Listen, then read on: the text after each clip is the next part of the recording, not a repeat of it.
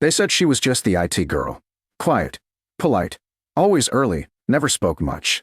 The kind of person you'd pass in the hallway 100 times and never really see. But sometimes, the people who keep their heads down are the ones you should have saluted a long time ago. If you believe that real heroes don't need medals to prove who they are, like and subscribe. Because this one will stay with you. It started on a normal Tuesday morning. The air inside Northgate Defense Systems buzzed with that sterile mix of coffee, printer toner, and recycled air, the kind that makes time feel slower. Rows of cubicles hummed with low chatter and clicking keyboards. A meeting was running in the conference room. A few uniformed officers sitting with suits and engineers, waiting for a presentation to start. At the corner of the room, she worked quietly. Her name was Emma Lewis, 28, head of technical support. She wore a navy shirt, sleeves rolled up, a small silver chain around her wrist. Her hair was tied back in a low bun. Practical, professional, forgettable. The laptop on the table refused to boot. She crouched beside the general's desk, fingers moving with calm precision. Disconnect, reboot, check the power line. She'd done this 1,000 times before. The officers didn't pay much attention to her. Just another technician. Just another civilian. Until her sleeve slipped down her arm. And then the room stopped. The tattoo was small, barely a few inches wide, but the way the light caught it, it almost glowed. A falcon, wings spread, clutching a lightning bolt. Sharp lines. Military precision in the ink itself. The man sitting across from her, General Marcus Kane, froze. His voice, mid-sentence, died in his throat. The color drained from his face. He leaned forward slightly, as if seeing a ghost. His eyes locked on the tattoo. Falcon Raid, he whispered. The words hung there, heavy, unfamiliar to most, but not to him. The officers exchanged glances. The civilians frowned, confused. Someone muttered, "What's that?" But the general wasn't listening to anyone. His gaze was fixed on her. Emma looked up, startled. "Sir." He didn't answer. He stood, slow and deliberate, the scrape of his chair echoing in the silence. Where did you get that tattoo?" he asked quietly. Her expression shifted. Not fear, exactly, but something close. Something deeper. The room was suddenly too small. Too bright. Too full of ghosts.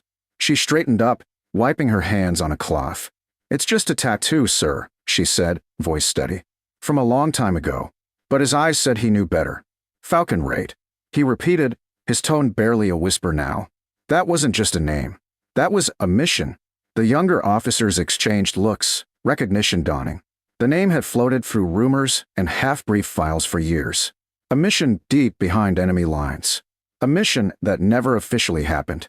The one everyone said no one survived. And yet, here she was, standing in a room full of uniforms, pretending to be invisible. Kane's throat tightened. "What was your rank?" he asked. Emma hesitated. She picked up the laptop again, trying to focus on the screen, anything to avoid the question. "I don't have one anymore," she said softly. That answer hit harder than she realized. The general's hands trembled slightly. He reached for his sleeve, unbuttoning it with careful fingers. And when he rolled it up, a murmur spread across the room. There, on his own forearm, was the same tattoo. Faded now, the lines weathered by time. But unmistakable. A falcon and a lightning bolt. The emblem of an elite unit that didn't exist on paper. The Falcon Raid Task Force. For a moment, no one breathed. The air was thick with something sacred, recognition, disbelief, memory. "You were there," he said finally. "You were with us." Her lips parted slightly, but no words came. Kane took a slow step forward. "You were on the evac team, weren't you? That night in the valley." His voice cracked. "We were ambushed. The radio went dead. We thought everyone was gone." Emma's eyes flickered. She swallowed hard. For a second, the room seemed to fade, replaced by echoes of thunder and gunfire. She could smell the dust, the oil, the burning fuel. "I got people out," she murmured. "That's all that mattered." One of the younger officers leaned closer to another. "Wait, Falcon Raid? That's not in the records, sir." Kane turned sharply, eyes flashing. "Because it was never meant to be. Classified op high risk. We were sent in to extract hostages in the Alcol Valley. It went sideways." He looked back at Emma. "But you were there." She didn't deny it. She just lowered her gaze, her voice barely a whisper. "That was a lifetime ago." The silence stretched. Then the general exhaled, long and slow, a sound halfway between disbelief and grief. "You shouldn't even be here," he said quietly. "You should have been," he stopped himself. Couldn't finish. Because the last report had said MIA presumed Kia. Emma Lewis. Medic, Falcon Raid Task Force. Lost in action. Dead.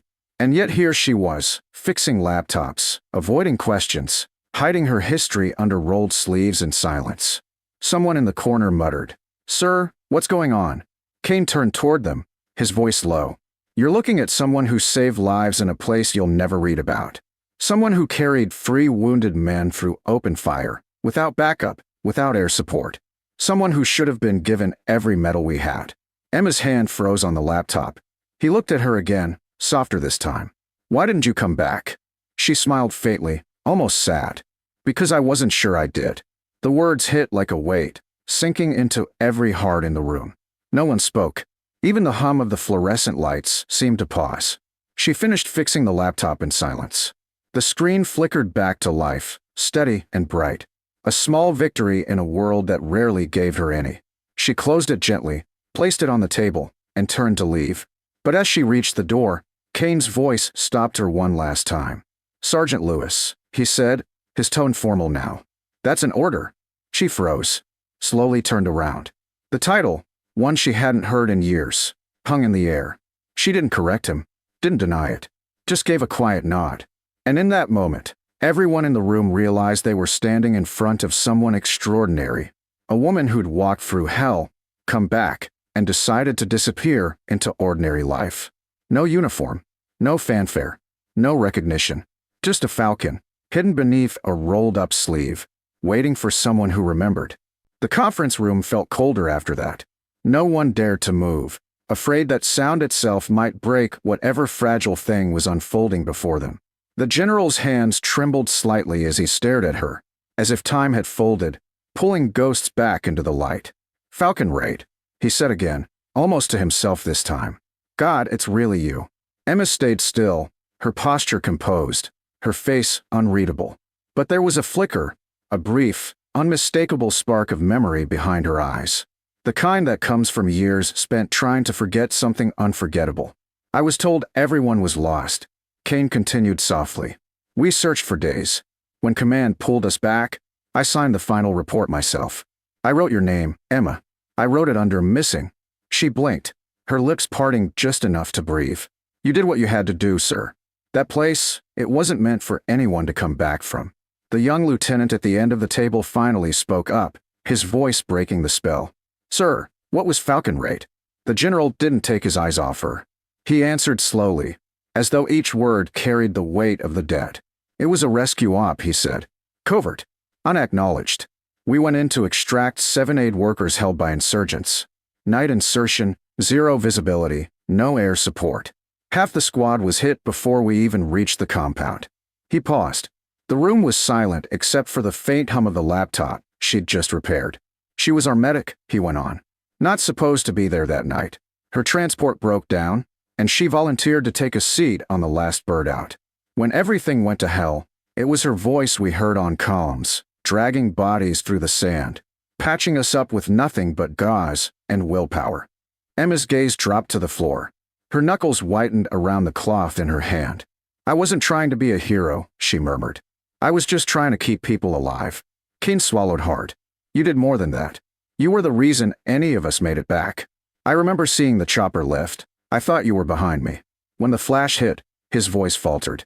"When I woke up, you were gone." For a long moment, neither of them spoke. The officers exchanged uneasy glances, uncertain whether to stand, salute, or simply listen. One of them, a captain barely in his 30s, whispered, "She must have been just a kid."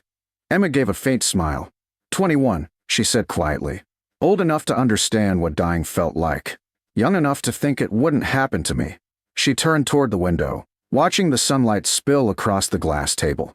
Her reflection stared back at her, steady, older now, but still carrying the same eyes that once stared into a desert burning under tracer fire. "I got separated from the evac team," she said. "There were civilians still in the compound. By the time I got them out, the LZ was gone. I walked for 2 days before a local farmer found me. After that," she shrugged. It was easier to stay gone. Kane's jaw tightened. You disappeared off every list. You changed your name. I didn't want to be a ghost someone kept saluting, she said, her voice soft but firm. I wanted to live without hearing thank you for your service from people who'd never seen what it costs. The general stared at her for a long moment, and then something in his expression shifted. Not command, not rank, just understanding. He straightened his shoulders. You earned that tattoo, he said quietly. No one else should wear it without knowing what it means. Her eyes met his. Steady now. I never forgot what it means, sir. I just stopped needing anyone else to. And in that moment, every person in that room, soldier, engineer, or civilian, realized they weren't standing in front of just an IT specialist. They were standing before living history, a survivor of something no record would ever tell. The general stepped back slowly, his hand still trembling slightly as he gave a quiet, deliberate nod. Not the nod of a superior officer, but of a soldier saluting another. No one in that room would ever forget what happened next. The general stood there for a long time, just looking at her, not as a technician, not as a subordinate, but as someone who had carried pieces of the past no one else dared to touch. The fluorescent lights above flickered, and in that pale, trembling light, the years seemed to melt away. Finally, Marcus Kane straightened his posture, his voice steady but low. Sergeant Emma Lewis, he said, the title wrapped in reverence. On behalf of every soul who made it home from Falcon Raid, and everyone who didn't, thank you. Emma's eyes glistened. Her lips parted, but no words came. She looked at him, at the rows of faces watching in silence, and then, quietly, instinctively, she raised her hand and returned the salute. The room felt utterly still. No one coughed, no one moved. For a few fragile seconds, the air itself seemed to hold its breath. Kane's voice broke, just slightly. You disappeared from the records, but not from memory. We thought you died out there. But seeing you here, he gave a faint smile. Maybe it means the world's not as cruel as it used to be. She lowered her hand slowly. The world's the same, sir, she said softly. I just stopped fighting it. A faint murmur rippled through the officers. Some looked down, ashamed, not out of guilt, but respect. They'd been trained to salute rank, medals, the visible symbols of valor. But what stood before them was something rarer, a quiet kind of courage that needed no ceremony. Kane nodded toward the table. That laptop, he said, trying to gather himself. You were fixing it for me, right? She smiled faintly, blinking away what could have been tears. Yes, sir. It's working now. He chuckled under his breath, the first hint of warmth in the room. Figures. You save lives, and you fix my network drive. Guess you never stopped keeping things running. That drew a few soft laughs. The tension broke, but the reverence stayed. As Emma gathered her tools and turned to leave, she paused by the doorway. The general called after her once more. Lewis. She stopped. Look back. He stepped closer, holding out something, a small patch from his uniform, embroidered with the faint outline of a falcon. The old insignia. I don't think this belongs to me anymore, he said quietly. Take it. You earned it. For a moment, she didn't move. Then she reached out, took the patch carefully, and folded it into her palm. Thank you, sir, she whispered. But I already have one. Her gaze dropped briefly to the tattoo on her forearm.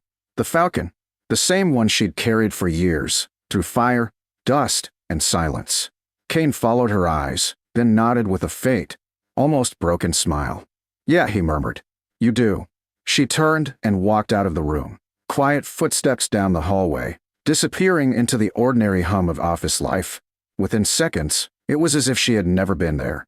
But no one in that room would ever see her that way again. The youngest officer, the one who'd asked what Falcon Raid was, turned to the general. Sir, he asked softly, why didn't she come back? Why didn't she ever tell anyone who she was? Kane didn't answer right away. He just stared at the closed door, his eyes distant, thoughtful. Then, finally, he said, because some people don't fight for recognition. They fight because someone had to. And when it's over, they just want peace.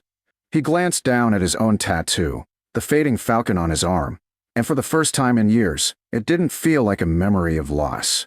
It felt like a promise kept. Outside, through the office windows, the sun broke through the clouds, flooding the room with pale gold light. Emma Lewis was already gone, but the silence she left behind carried something rare, The kind of quiet only real heroes leave when they finally walk away.